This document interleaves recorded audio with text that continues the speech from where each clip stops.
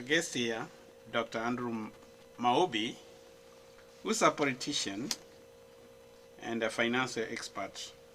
He ran for election to be a member of parliament from Kitutu Church South constituency, and he's on the race for 2022. Yeah. Welcome, Dr. Marubi. Thank you, sir, Dr. Mandi. How is Kenya? Kenya is good. Well, what is new? What can you tell the people of the diaspora? Kenya is good. We love our friends. Most of the people here are family, so that's why we love visiting and checking out how you guys are doing. Okay. Yeah. So currently, what was the purpose of your trip? Well, I came to attend an academic conference Okay. at the University of Minnesota. Okay. We just concluded last week. It lasted for a week. Okay. After being done, you can tell the kind of love I have for our people. I decided to stay longer so that I can see around and visit you guys. Yeah, you see, Minnesota is a Kenya country. Yeah. Now, being that you are a lecturer, you are a professor. No, I'm not a professor yet. I'm Okay. a doctor of finance. Okay. Yeah. Okay, you specialize finance, Yes. but you teach in the university. I teach at. You know, there is a convention. People don't know that much. Like, it's a process to become a professor. So Yeah, they think when you are teaching in actually, university, my seniors, if I call myself a professor and yet I'm not a professor, they take it very personally. So I may be actually denied entry into professorial roles later in life.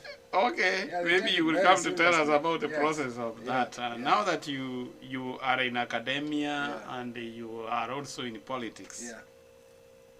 And I know Kenya now, the situation in Kenya politics, we are gearing towards the general election, which is next year, Right. where you are going to be a candidate. Right. But one of the most hot thing that Kenya talk about election is presidential election. I don't hear them talk about, I don't know, everywhere. Even here, I think you have gone to many meetings, Yes. you find people talk about it. Mm-hmm. What is this so special about the Kenyan presidency? Well, the presidency is like when you are steering a lorry or a car or any kind of vehicle, you need the driver. Okay. The person who determines what a country becomes is the president. Depending on the kind of cabinet that he comes up with, the kind of policies that he approves, actually even the kind of laws that he assents to.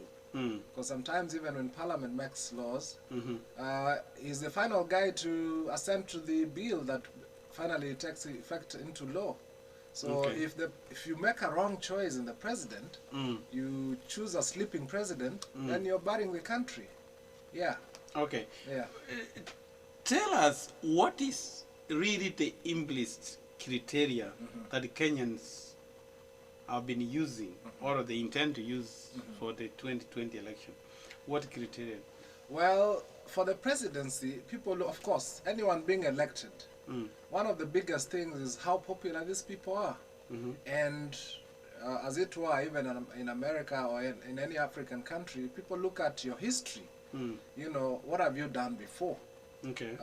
For example, during the choice of Kina Uhuru Kenyatta and William Ruto, during the Jubilee government election, people looked at how popular these people were. However, you and I would know that probably there were complaints by the NASA, brigade, and complaints about rigging and, stealing of elections, which actually was proven by the Supreme Court that the process was not properly followed.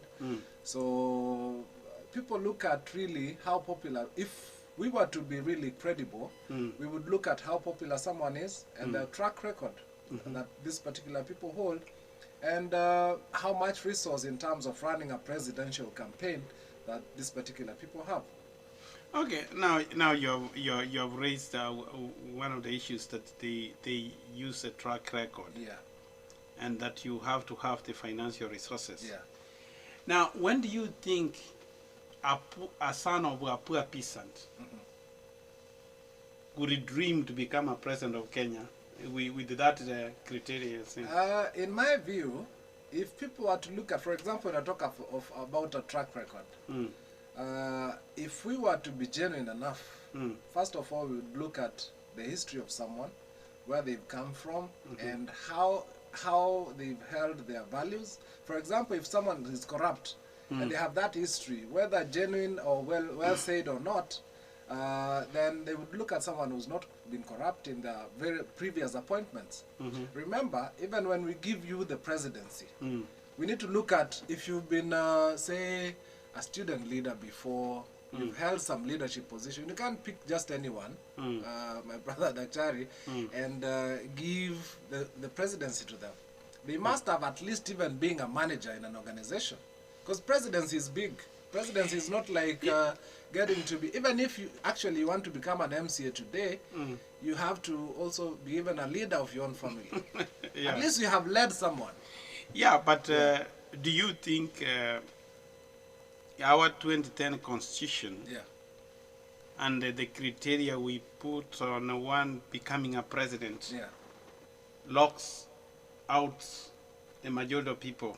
Like you have to have 50 plus 1%, 25 counties, and then you have to be able to finance your campaign, as you said. Do you think this maybe make it for the few exclusive club? Well, in my view, no and yes, or yes and no. The reason is simple. The Constitution of Kenya 2010 is very clear. All we want for you to do first, for you to qualify, is that you need to be able to, for example, to have attained 35 years of age. Okay. All right? For you to vie for president. For example, in my view, the reasoning behind that is that you should have been able to get somewhere in life. In terms of, it may look like the Constitution itself is unconstitutional, but in my view is one, to gauge maturity, because when you head a country, it means that you have to have, you know, some level of exposure even. How many things have you done? You know, you can't just get straight from high school, even you're out of you're not out of the teenage life and you want to be president, because sometimes there's some level of excitement that comes with very young people.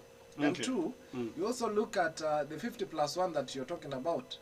In terms of if you're chosen as president, then you must convince at least 50% of the population. Because how then do you govern? Because if you do not, then someone who's in opposition will easily probably manipulate other people so that they cannot even follow the kind of things that you're showing them. Now, when I checked on the record of 2017, you ran on a Wiper ticket. Yes. Am I right? Yes, that's correct. Now, this Wiper is headed by Kalonzo Musyoka. Yes. Kalonzo Musyoka has run for president several times. He has been he has run once. He has run once in 2007. Okay. Yes. And then he became a vice president. Yes. And he has never. Why do you think he doesn't appear to be even a big front runner now? Well, trust me, Kalonzo Musyoka is a big name and a serious front runner. Actually, the first. So he's going to run for president this time? Yes, he is running for president. But one thing I know about Kenyan politics now, as it were, is that you can't run alone. If you want to really win, then you can't run alone. You can see that under the leadership of Kalonzo Musyoka, there's One Kenya Alliance, which is really a brainchild of the handshake. So when you talk about a handshake, Kalonzo Musyoka and team, Modavadi and Gideon Moi and Wetangula are really the real people for the handshake. So, but let me tell you something. Even as we know that Kalonzo Musyoka and team are in One Kenya Alliance, we are still open to have discussions with like-minded. We hope the team of the president, led by the president and Raila Amolo Odinga, the former prime minister, will really come down and have discussions that have Kenyans at heart. Because without putting Kenya together, my brother, let me tell you, if you run like a lone ranger, you want to say that you can run as a lone ranger and put Kenyans, you know, try to divide Kenyans. It is for the first time, you may not know that it appears that there are regions that people are trying to divide and conquer, right? They are applying blindly the 48 laws of power while trying to divide Kenyans. But if we were to be genuine, then the real dream is the One Kenya Alliance, which we actually are hoping that, you know, we've worked together with Raila Amolo Odinga before. I know Kalonzo Musyoka has worked with him before. There's nothing that bars them from working together again, only that we are saying, if there have been, you know, agreements that we've not been party to, as those followers of their ideologies and the party ideologies, we've not been party to what they agreed really, because there were 4 principles that really agreed on much that we may not be privy to, but we've had complaints about breach of trust. Okay. Yeah. So if we're able to pull these people together and say we can do it again, I am telling you fair and square, then the presidency will go to the right hands. So, I know, I saw Musyoka says it is his time that Raila to back him for president. Right. And he is firm on that. Okay. So what would you say, or you are not allowed to comment? No, I can comment. I can say that even for you, my brother, seriously, we respect, we hold Raila Amolo Odinga with tremendous respect. But Kalonzo Musyoka has backed Raila Amolo Odinga twice. And according to what I know as a person, is that the agreement was that Raila Amolo Odinga was to run for the last time. It doesn't mean that when Kalonzo says that let Raila now back me up, he is trying to lose respect for Raila Amolo Odinga. No, it is nothing short of that.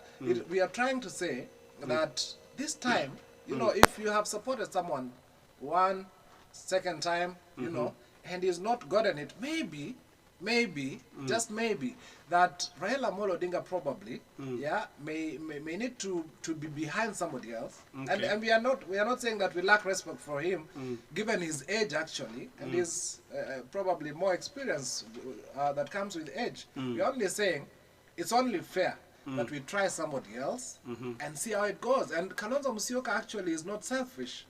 If he holds that, he can say we strike an agreement and say he runs for only 5 years and leaves it for somebody else. Now, the thing is... Because I can tell you that is one person that keeps his word. If he promises the country that he will deliver on a 24-hour economy, he's going to deliver that. If he says that he's going to, you know, run just for 5 years, he's going to honor that. I have seen it. I have worked with him since 2017, and I can tell Kenyans, even our friends in diaspora, that Kalonzo Musyoka keeps his word. I don't mean to say that Raila Amolo Odinga doesn't keep his word, but at least the person I've been close to is Kalonzo Musyoka. Okay. Yeah. Now, with the Kenya Alliance, and there is Ruto with the Yuda. Yeah. I like how you call it. Not Yuda or Uda. Oh, sorry. It's Uda. Yeah. You know, in America, that's what. that's correct. That's correct. International. And then we have ODM, whatever. So if we are having the 3 horses going, there is a high chance that we will go for a runoff. Okay. And in your estimation, if we go with the Kenya Alliance and without this, without any other negotiation, okay, tell me the 2 most which will go for a runoff. Best 2. Well, one of the things that I know is I don't foresee a runoff in this sense. You know, when you have conflict, even in family, doesn't mean that you leave each other or you separate. Because family is family. You don't intend that it's a smooth sail or it's a walk in the park. So you can disagree one way or another.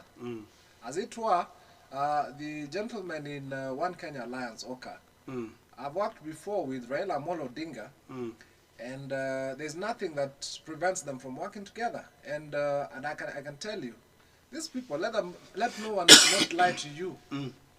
You sometimes see Kalonzo Musyoka probably holding, you know, his guns blazing. Raila Amolo Odinga does the same. But on the side, I am sure they talk on phone, you know. And even these other people. Let me tell you, you would be shocked. Maybe the deputy president sometimes calls and talks to Raila Odinga. So out there, what is fed to the public is different from what is in reality. So if a runoff were to happen, it would happen with One Kenya Alliance and UDA. The reason is simple. There is nothing that prevents ODM with from working with One Kenya Alliance. If that happened, then it will be One Kenya Alliance is the coalition. ODM, Wiper Democratic Movement, ANC, Ford Kenya, and KANU, or KANU Fresh, as it were, are all parties. One Kenya Alliance is a coalition. UDA is a party. But now, let me tell you, the issue of us having one party that you would call big is like killing the very effect of multi-party democracy in Kenya. Because if you want to bring all people into one single party, then you do not want to encourage multi-party democracy, which really was,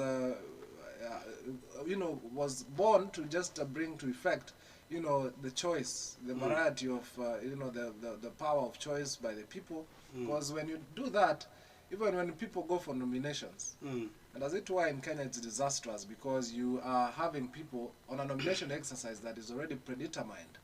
So, yeah, and I think that as you are talking, the parties have not built philosophies or rules of engagement. And I have raised this in some forum, that why can't we do a uniform primary, party primary, which will be overseen by IBC? Because for sure, here in the United States, the party primaries are done by the electoral body.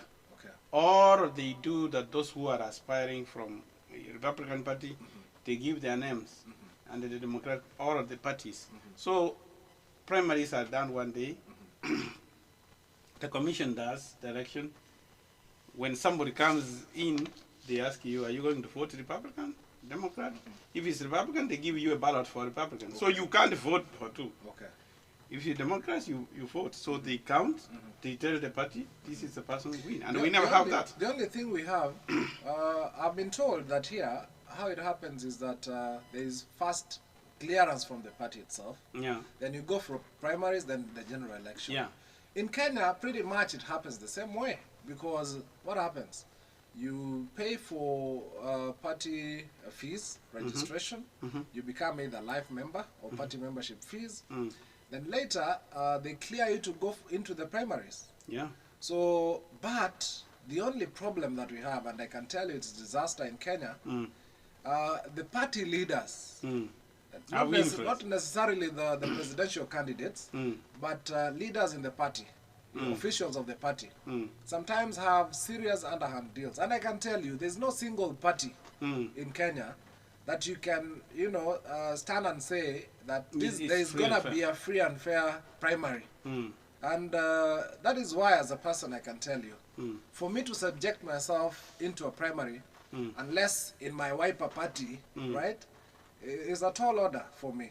Because I don't want to be rigged out and miss on the general election when I know I'm a preferred candidate, simply because someone somewhere sits and wants to shortchange you. Sometimes we have people that we call regional kingpins, for example. They do a lot of mess to our parties. Oh yeah, and you guys, you don't even talk that. It's like you fear these kingpins. No, we do. But you know what happens, and this is a mess by our party, the party leaders themselves. They trust regional kingpins too much, so much so that what they tell them is what? Someone can say, yes, we are going to the primaries, but we know so and so is popular. Now that the national party leader is not really into the grassroots down there, so you may not know, you would want to take word from these regional people. And that is one of the things you can see. Like the last general election in Kisii County, Raila got so many votes as a presidential candidate. And yet there is ODM never won any seat in Kisii. Yes, actually won. He won one seat, and that is which constituency is that? I can't really figure out now, but there's one member of parliament for ODM. From Kisii? Yeah. Who? I'll check, but there's not zero. Is it Nyamira? You know, I'm struggling to Maybe it's remember. Nyamira. I'm talking but about either this way, account. I'm struggling to remember because, as far as I'm concerned, what ODM would have What gotten? happened? The primaries issue, I can tell you. Mm. The primaries, I don't know who messed, but sometimes people wanna even go for the highest bidder. It's so wrong. Let me tell you, ODM would be a very popular party. Of course, in Kisii, followed by maybe Wiper.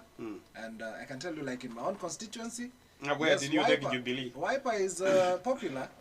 And as a person, maybe I would be confusing people if I moved to ODM. You know, I could be open to some of these discussions, but it will be very difficult for Actually, it to it's separate more me. popular because it has seats in Kisii. You understand? So we look at these other leaders from the party messing the nomination exercise. That is what really kills. Yeah, and that is where the nexus of democracy is that we need to figure out. Yeah. And there is this fallacy you talked first about Kenyan election being stolen all the time. I have happened to have voted in Kenya, and I have voted in the US, and actually I have participated as an election judge. I mean, we call them election, like observers? Not election observers. We are like people who conduct. I do supervise elections. Okay. All right. And I can tell you, when I compare the US electoral system and the Kenyan electoral system, Kenyan electoral system should be much more secure than the US election. We do electronic. You do even fingerprints. Yes. Here, by law, you are not even to ask somebody to give you an ID, to prove an ID. He's only supposed to tell you the name and the address. Okay. Then you check on the system. Okay. You give him the vote. Okay. Which I think it would be more open. But your election in Kenya is where you take fingerprints. Where election gets stolen. You know, it's simple and clear because all of those things have to tally from the polling station. How is election stolen in Kenya? You remember, let me just remind you that during the presidential petition, the judges themselves, led by Chief Justice retired, or Emeritus Maraga, David Kanali Maraga, he ordered that the servers be opened so that they can prove that indeed there was manipulation. But to date, no one knows what the servers contain, right? So it tells you that obviously if democracy and justice was to be served and the servers were opened, who knows? Maybe probably Raila Odinga could be president today. With deputized by Kalonzo Musyoka. So it was never opened? It was never opened, to date. So manipulation happens when, people do some sort of hacking because we are using electronic stuff. And of course, even figures that were being read there sometimes, there's a delay. Maybe, actually there are forms that were being presented from 34 and the rest that were being presented right at the petition that were not signed. Others were, obviously when you present an unsigned form, it means there's no authentication. So easily as that, people can put in their own figures. Yeah, but am I wrong to say that Kenya is not yet a nation? It's a conglomeration of tribes. Am I wrong to say that? I think you're wrong. Kenya is a nation. How? Only that we just need to change our mentality. Let me tell you, and these things have to start somewhere. There's always a first time. I know, yes, people say, oh, someone is a regional kingpin, this one is a regional kingpin. We all come from regions. Actually, you cannot fail to see that. I know in Tanzania they have managed to do this better. But we come from areas. Even in my own constituency, Kitutu Chache South, I come from an area, but the support base of people, they say that, you have to be supported from home first. Yeah. That is when people see that you're really serious, or people can know that people like you, and if people from your home area, okay, they say kwamba prophets are not welcome in their hometown. But I can tell you there's some truth in people wanting to first support you from your own family, then from your own village, from your own ward, from your own county, so that people can trust that you can be, you know, entrusted with leadership. So in the same way, we come from regions. I come from Kisii, somebody else comes from Nyanza, Lowland, someone comes from Cumberland, Taita, you know, things like those, or from Kikuyu, Maasai, and the rest. If you are supported from home, then you can go out there and get the support. So it is not really that we are a tribal nation, but it's only that we stretch this out too far. I wish we could just use our tribes to become stronger, as opposed to using our tribes to hide in our tribes. Even where, you know, that's why you see sometimes people complain that you have appointments that are being made, and these particular appointments are skewed to one particular tribe, which is so wrong. Constitutionally, that is so wrong, because we have equity or equitable distribution of resources. We have seen those appointments, and they haven't changed. But we try. Nowadays, people try. I can tell you, like in the 2013-2017 election, like someone like Uhuru Kenyatta, as you may recall, an election, rather, appointments were almost 50-50 shared between himself and the deputy president. When you look at the appointments that are being made by Uhuru Kenyatta, he gave the Kisii nation something, and the other regions compared to his partner, right? And I'm not trying to probably demonize someone, but I'm only trying to tell our Kenyans in diaspora that, you know, you look at our leaders. If you favor your region more, then it's a reflection of what you're going to do in future should you ascend to power, right? Okay. Those truths must be separated, and they must be put clear. Otherwise, we fail to tell our people that, then they make the wrong choices, then we are in for it as a family. So, yeah, and one of the areas I wanted to ask you is about corruption, runaway corruption in Kenya. Yeah. This is something that people have tried, but we don't seem to be moving anywhere in corruption. What is your take in the state of corruption? Well, in my view, we hold our friendships way too far. That if someone is found with a corruption wrong or ill, they cannot be really harassed and treated as they should, simply because someone knows someone. Okay. That is where we get it wrong, in my view.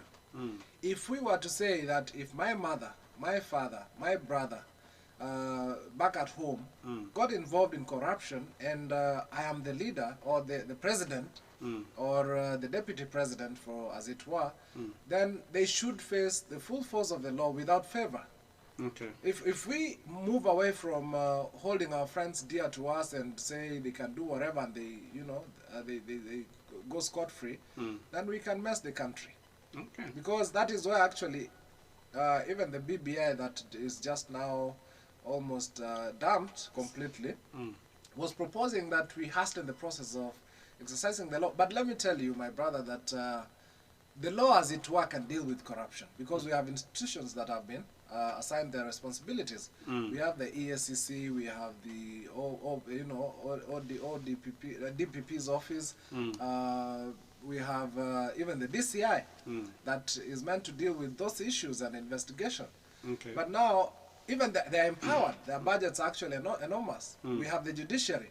There's nothing that prevents a judge, for example, when a matter is taken to court, after it has undergone these other processes, from expediting the judicial process quick, because sometimes we are told that people come to court, they keep on seeking adjournments all the time. Yeah. And these adjournments, I can tell you, they take a lot of time, hence delay in serving justice. Yeah, actually, if we were to hasten the process, then even recovery of these stolen monies would be hastened and become quick, and probably the country will be better.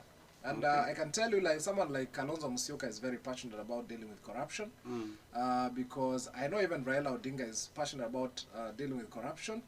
but we are yet to see them in power so that they can do these things. Okay. Yeah. I can see where you are leaning to. Now, I think we will stop here for Yeah. part 1, Okay. and then we will come back in part 2 to talk about Kisii politics. Okay. Now that that's where you come from. Okay. So stay tuned, Okay. where we will come back for